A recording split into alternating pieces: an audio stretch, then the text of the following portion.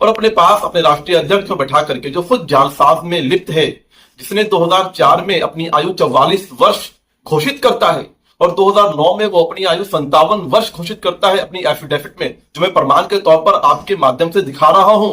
तो ये प्रशांत किशोर को बताना चाहिए कि उसके राष्ट्रीय अध्यक्ष ने ऐसा कौन सा कांड किया जिसके कारण कि उसे अपनी आयु बदलनी पड़ी, जिसके कारण कि उसे अपनी आयु छुपानी पड़ी, और ऐसा कौन सा फॉर्मूला है कि 5 वर्ष में 13 वर्ष की आयु उसकी बढ़ जाती। वो शायद वो उसको मिलाना चाहते हो सम्राट चौधरी जी की उम्र से। तो मैं जरा साफ कर दूं कि हमारे यहाँ नियम ऐसा है कि जिस समय आप नामांकन भर रहे होते हैं तो वोटर लिस्ट में जो आपका नाम और उम्र होता है, चाहे वो सही या गलत, आपको उसी को लिखना पड़ता है। अगर उसे आप बदल देंगे तो आपका नामांकन रद्द कर दिया जाएगा।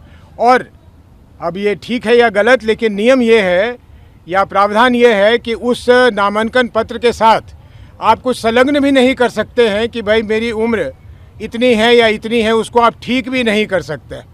लेकिन उम्र कोई गलत लिखे, ज़्यादा बढ़ा के लिखे या कम लिखे, उसके पीछे कोई मोटिव होना चाहिए। तो उदय सिंह को 44 या 54 या 64 लिखने में उनके लिए कि उसमें लाभ और हानि का सवाल नहीं था। मुझे कोई कॉम्पिटिटिव एग्ज़ाम नहीं देना था जिसमें मैं अपना उम्र कम कर दूं तो मैं कॉम्पिटिटिव एग्ज़ाम में बैठ जाऊं, या कहीं मुझे कुछ प्राप्त नहीं करनी थी। तो जो जिस समय वोटर लिस्ट में था वो मैंने नामांकन पत्र में दे दिया। अपने को नाबालिग साबित नहीं करना था। नहीं, नाबालिग साबित नहीं करना था, कहीं भी एडमिशन नहीं लेनी थी, कहीं जाना नहीं था और जेल से बाहर भी नहीं।